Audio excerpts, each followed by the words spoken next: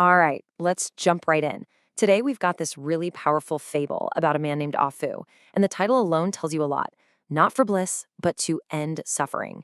It just kind of grabs you, right? It sets the stage for a pretty deep idea we're going to unpack together. And here it is. This one sentence, this is the heart of the entire story.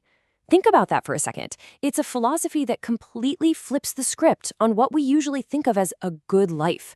So keep this in the back of your mind, because it's pretty much the North Star for everything that happens next. So, yeah, that quote really makes you think, doesn't it? It basically boils down to this huge question. And the story of Afu, well, it's this beautiful, powerful attempt to give us an answer. Okay, first things first. Let's get to know our main character and the world he lives in. This is where we see the seeds of his incredible philosophy. So, meet Afu. He's not some king or a famous sage. He's just a regular guy, a tea shop owner in this place called Yunshui Town. But what makes him special is this simple yet profound act of kindness. He gives out free water to anyone. His whole reason? Everyone has it tough. It's this deep, almost automatic empathy that just defines who he is right from the start. Now, this is where things get really interesting. What happens when that simple kindness gets put to the ultimate test? This next part, it's the real turning point of the whole story. Picture this. The town is in the middle of a horrible drought. People are desperate, they're starving, and Afu's given away pretty much everything he has. And right at this rock-bottom moment, a supernatural being, an immortal, shows up and offers him a choice that could change everything. And this lays out the choice so clearly. On one side, you've got these bliss pearls. I mean, we're talking the whole shebang, incredible wealth, a long life with zero pain, even the chance to become a literal god. And on the other side, the fate of his town. If he takes the pearls, they're left with nothing but suffering and despair. It's all on him. And his response is just, wow. He doesn't even hesitate. He pushes the pearls away. For him, the very idea of enjoying all that bliss while his neighbors were suffering, he says it would be more painful than a knife to the heart. This shows you his empathy wasn't just some nice gesture. It was the absolute core of who he was. So what happens when you turn down a miracle? You'd think that'd be the end of it. But for Afu, his choice doesn't just poof into thin air. Instead, it transforms into a whole new kind of responsibility, a new kind of selfless work. The immortal is obviously impressed by this, so he doesn't just disappear. He takes that rejected gift, the bliss pearls, and turns them into a gift for everyone, a miraculous spring. But, and this is a huge but, there's a catch. The water isn't just going to flow freely. The only way it'll reach the people is if Afu himself does the hard work of delivering. This is where the story introduces a really key concept, bodhisattva practice. And what I love is how it defines it in such a real, down-to-earth way. It's not about being seen as holy or getting worshipped. No, it's about doing the hard, grinding, physical labor for others, like a beast of burden, a horse or an ox. And here's what that practice actually looked like.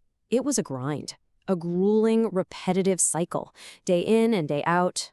He wasn't just making the water available. He was personally lugging these heavy buckets to the people who couldn't get it themselves, the elderly and the weak. This became his life's work. So years go by, the drought ends, but of course, a new crisis hits, and Afu's commitment is about to be tested all over again, but this time, the stakes are even higher.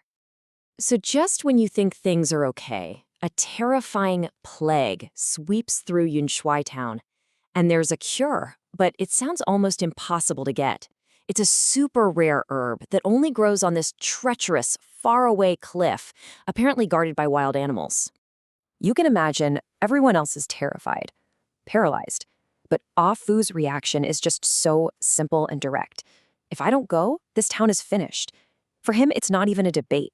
The town's survival is on the line, and so he's going. It's as simple as that. Now, this gives us a peek inside his head during this brutal journey, and it is brutal. He's fighting off wolves, falling down cliffs, nearly freezing to death. But what keeps him putting one foot in front of the other?